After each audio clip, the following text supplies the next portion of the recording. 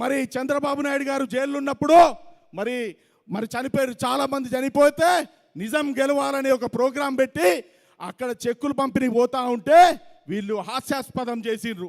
అంటే ఒక సైడు అమ్మగారు పోతే అవమానించిండ్రు, బ్రాహ్మణి మేడం గారు పోతే అవమానించిండ్రు, సార్ను శాసనసభలో నిండు శాసనసభలో ఘోరమైన అవమానించిండ్రు. అందుకే చెప్తున్నా, రాబోయే రోజులలో మరి చంద్రబాబు నాయుడు అనే నేను ఈ ఆంధ్ర రాష్ట్ర ముఖ్యమంత్రిగా ప్రమాణ స్వీకారం చేస్తున్నా అంటే మనము కంకణం కట్టుకోవాలి, మనము శ్రద్ధతో ఉండాలి, మనము ఐక్యమత్యంతో ఉండాలి, మనము ఖచ్చితంగా ఈసారి వై నాట్ 175కి 175 రావాలంటున్నా. కాదా మిత్రులారా? ఒకటి అడుగుతా, ఒక దొంగే నేను దొంగను కాదని మరి తిరిగి అబద్ధం చెప్పుకుంటా ఇవాళ పరిపాలిస్తుండ. అక్కడ ఒక దొంగే నేను దొంగను కాదని చెప్పి నా మీద ఏ కేసులు లేవు, నేను 1,00,000 కోట్లు తినలేదు, లేకపోతే నేను ప్యాలెస్లు కట్టుకోలేదు, నేను పేదవాడిని అని తిరుగుతుండు.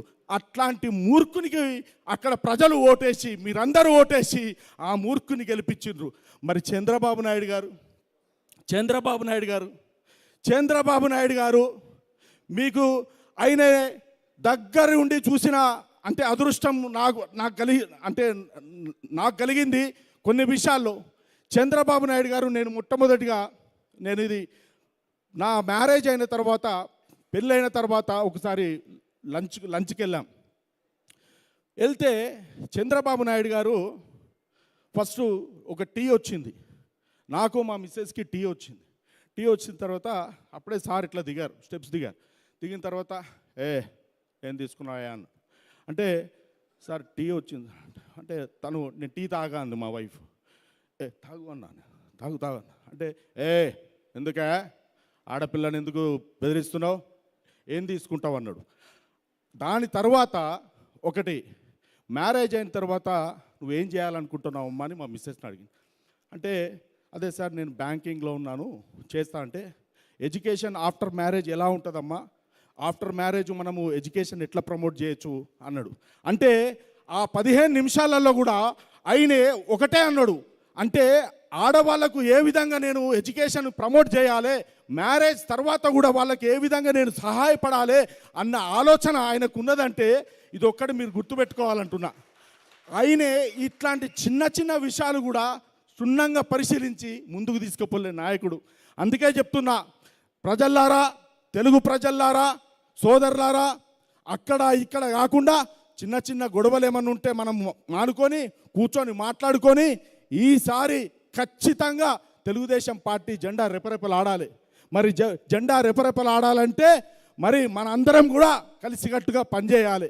అదేవిధంగా చివరిగా నేను చెప్తున్నా, చాలామంది చంద్రబాబు నాయుడు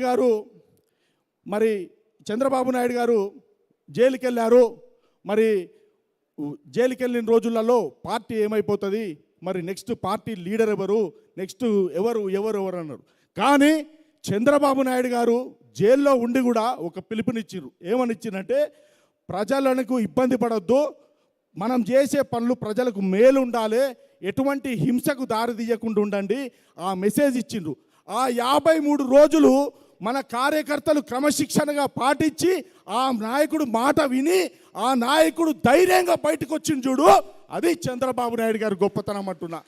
అంటే చంద్రబాబు నాయుడు గారు నిరంతరం ప్రజల గురించి ఆలోచించే మనిషిని మీరు ఒక్కసారి అర్థం చేసుకోవాలని మరొకసారి తెలియజేస్తూ, చంద్రబాబు గారి నాయకత్వం, చంద్రబాబు గారి నాయకత్వం, చంద్రబాబు గారి నాయకత్వం, జై బాబు, జై బాబు, జై బాబు, జై బాబు, జై బాబు, జై బాబు.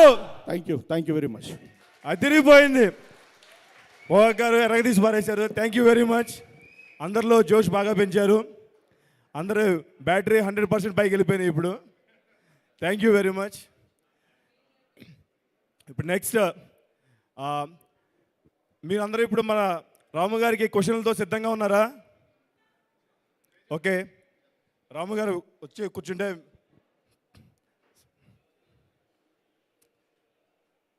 రెండు మైక్స్ ఆన్ చేయవా? మీరు అంటే టైం